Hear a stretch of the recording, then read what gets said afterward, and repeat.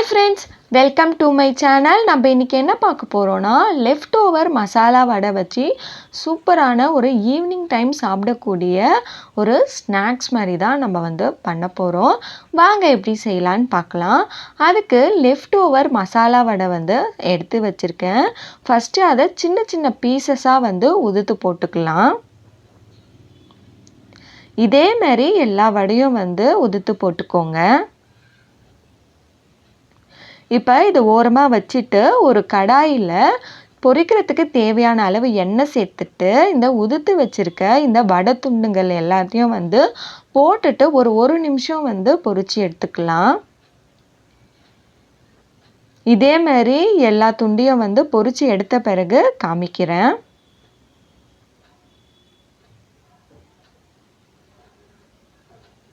இப்போ எல்லாத்தையும் பொரிச்சு எடுத்துட்டு இதே கடாயில் 1 டேபிள் ஸ்பூன் அளவுக்கு எண்ணெய் சேர்த்துட்டு 1/2 டேபிள் ஸ்பூன் அளவுக்கு சீரகம் சேர்த்துக்கோங்க. சீரகம் நல்லா பொரிஞ்ச பிறகு கருவேப்பிலை, கீறி வச்சுருக்க ஒரு பச்சை மிளகா, பொடிசாக கட் பண்ணி வச்சுருக்க ஒரு வெங்காயம், இது எல்லாமே சேர்த்துட்டு நல்லா வதக்கி விட்டுக்கலாம். வெங்காயம் நல்லா வதங்கணும். வெங்காயம் நல்லா வதங்கின பிறகு கட் பண்ணி வச்சுருக்க ஒரு தக்காளி அதையும் சேர்த்துட்டு தேவையான அளவு உப்பு சேர்த்துக்கிறேன். ஆல்ரெடி வடையில் நமக்கு உப்பு இருக்குது, அதனால் கொஞ்சமாக இந்த மசாலாவுக்கு மட்டும் சேர்த்துக்கலாம். சேர்த்துட்டு நல்லா வதக்கி விட்டுக்கலாம். தக்காளி நல்லா வதங்கின பிறகு கொஞ்சமாக மஞ்சத்தூள், ஒரு 1/2 டேபிள் ஸ்பூன் அளவுக்கு மிளகாய்த்தூள், 1/2 table spoon garam masala powder, 1 table spoon அளவுக்கு மட்டன் மசாலா, இது எல்லாமே சேர்த்துட்டு நல்லா வதக்கி விட்டுக்கோங்க. வதக்கி விட்டுட்டு 1 கப் அளவுக்கு தண்ணி சேர்த்துட்டு நல்லா கலந்து விட்டுக்கலாம். நல்லா கலந்து விட்டுட்டு மூடி போட்டு மூடி ஒரு 5 நிமிஷம் நல்லா கொதிக்க விட்டுடுங்க. இந்த மசாலாவோட பச்சை வாசனைலாம் நல்லா போகணும். இப்போ மசாலா வாசனைலாம் போயிடுச்சு.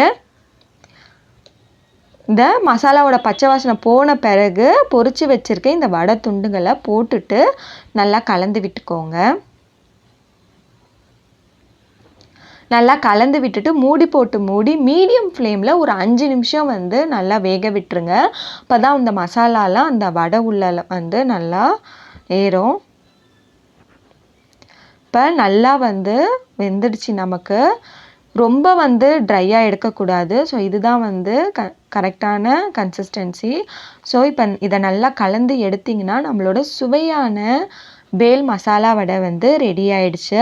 இது சூடாக சர்வ் பண்ணுங்கள். சர்வ் பண்ணும்போது மேலே கட் பண்ணி வச்சுருக்க வெங்காயம், ஓம்பொடி இல்லைன்னா மிக்சரு மேலே தூவிக்கோங்க. அதுக்கு மேலே கொத்தமல்லி இலை தூவி சர்வ் பண்ணிங்கன்னா சூப்பரான ஈவினிங் டைம் சாப்பிடக்கூடிய ஸ்நாக்ஸ் ரெடி ஆயிடுச்சு.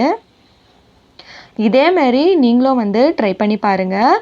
ட்ரை பண்ணி பார்த்துட்டு எப்படி இருக்குன்னு சொல்லுங்கள். வீடியோ பிடிச்சிருந்தா மறக்காமல் லைக் பண்ணுங்கள். இன்னொரு வீடியோவில் பார்க்கலாம். தேங்க்யூ.